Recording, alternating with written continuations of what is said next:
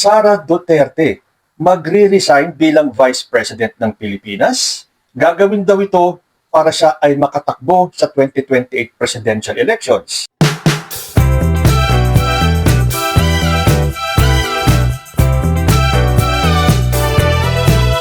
Pero bago po natin pag-usapan yan, natapos po ang January 31. And for your information, lalo na sa mga DDS, si Bongbong Marcos pa rin po ang presidente natin.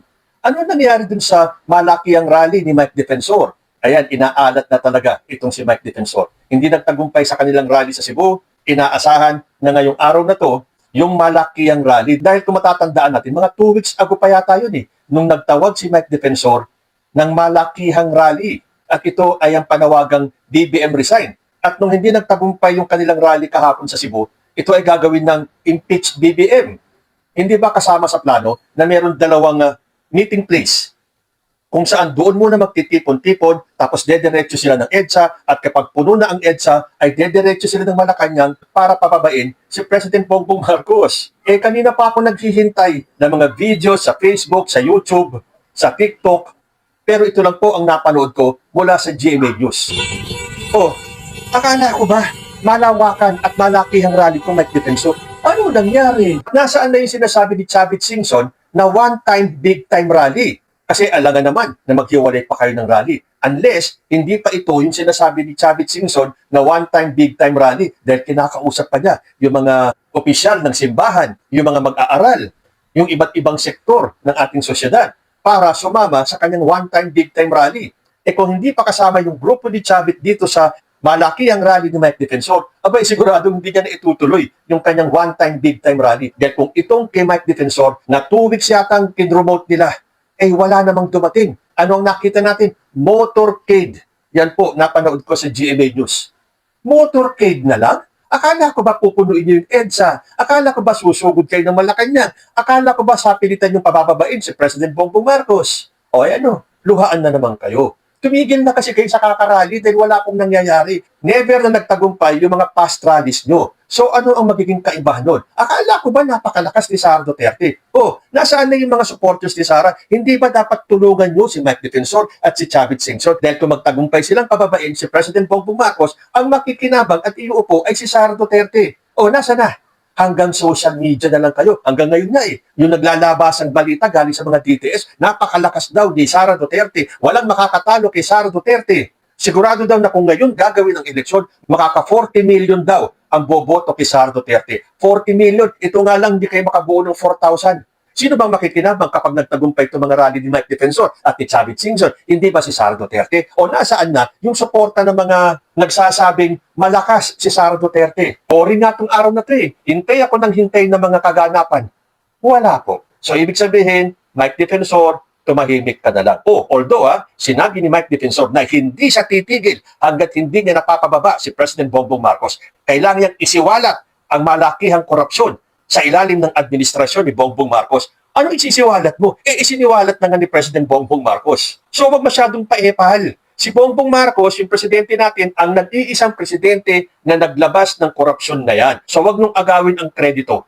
Hindi kayo paniniwalaan ng taong bayan dahil alam namin na si President Bongbong Marcos ang nagsiwalat ng anomalya. So, kung hindi pa kasama dyan yung one-time, big-time rally ni Chavit Singson dahil wala pa siyang mahikayat ng mga taga-simbahan o mga taga-ibang sektor ng society, tumigil na kayo. But I'm sure, wala nang susunod na one-time, big-time rally itong si Chavit at itong si Mike Defensor. Dahil gumising-gising na kayo, wala na pong sumusuporta sa inyo, iilan lang ba? Gaano kahaba lang ba yung motorcade na nangyari kanina sa EDSA? Hindi ba? Nakakahiya naman. Ang tagal niyong pinromote itong rally ninyo, tapos ito lang pala ang kaya niyong tao na kumbinsihin na mag-rally. So anyway, kampante pa rin po si President Bongbong Marcos. Siya pa rin po ang presidente natin at kahit na anong gawin ito mga kalaban, hindi nyo mapapabagsak si President Bongbong Marcos. Rally man or impeachment. Okay, update naman tayo dun sa mga vloggers na nagpakalat ng peking medical report galing di umano sa St. Luke's. Sabi dito sa balita, aaksyonan ng National Bureau of Investigation o ng NBI ang pagpapakalat ng vlogger na si Jack Argota ng maling impormasyon kaugnay ng kalusugan ni Pangulong Ferdinand Bongbong Marcos Jr. Ayon sa mga otoridad, iniimbestigahan na ang nasabing fake news matapos itong magdulot ng kalituhan at pangamba sa publiko.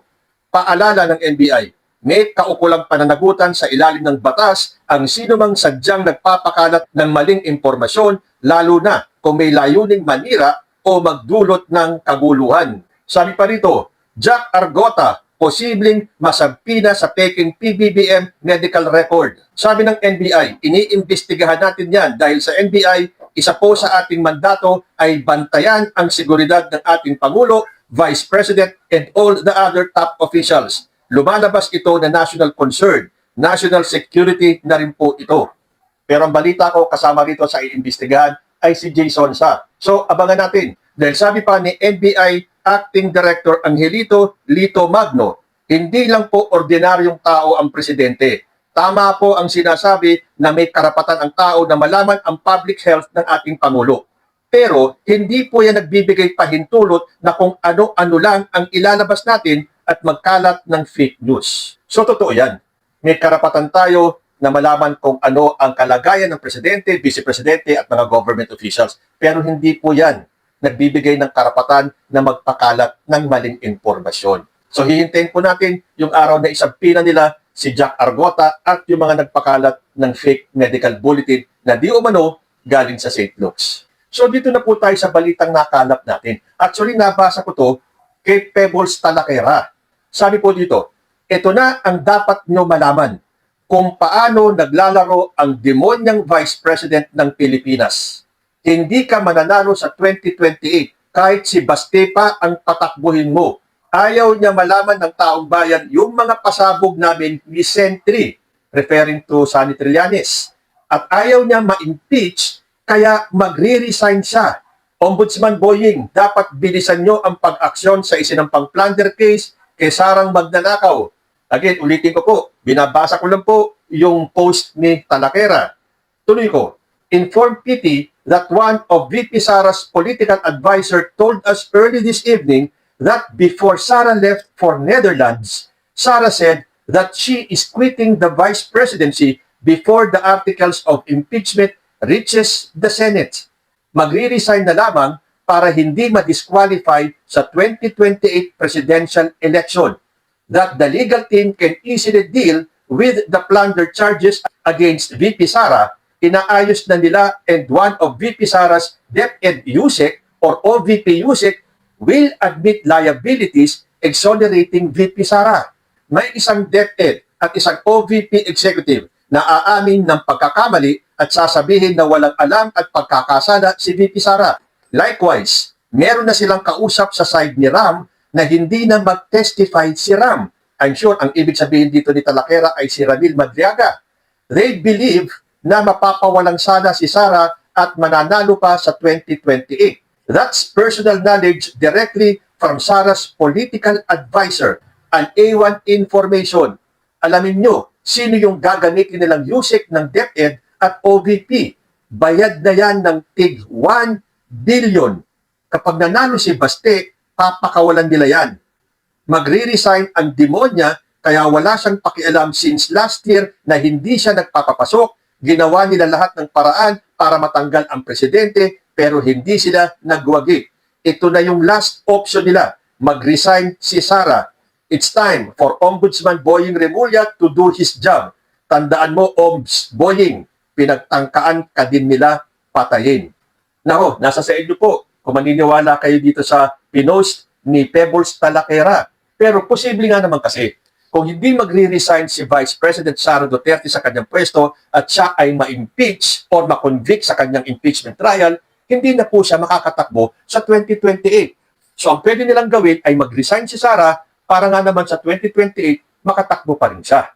Well, yan ay kung aabot yung articles of impeachment na ipa-file nila sa February 6 at ito ay makarating sa Senado. Dahil sabi naman dito, kapag yung articles of impeachment ay makarating sa Senado, magre-resign si Sara Duterte. So, posible nga naman. Unless maharang na naman yung magpa-file ng bagong impeachment case kay Sara Duterte. Well, sa panahon ngayon, lalo na sa mundo ng politika, lahat posible.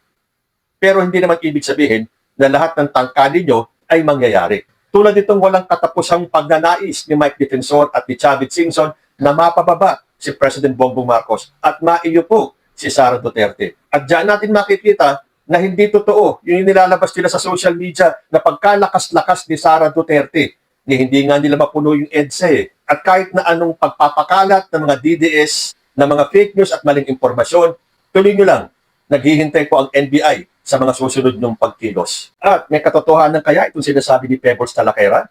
Dahil tandaan nyo, totoo yung sinasabi ni Pebbles na lahat na lang ng paraan para ibagsak si President Bongbong Marcos ginawa na nila. Yung kanilang hindi matagumpay na pag-file ng impeachment case, yung mga rally nila at yung rally kanina na sinabing malakihang rally, one-time, big-time rally, na again, naging support. At yung mga pagpapakalat ng mga fake news ng mga DDS at ang marami sa kanila, pinapanalangin na matigok na daw sana si President Bongbong Marcos. If all things fail at dumating pa tong impeachment ni Sara Duterte sa February 6, posible nga na mag-resign na lang si Sara Duterte para makatakbo pa siya sa 2028.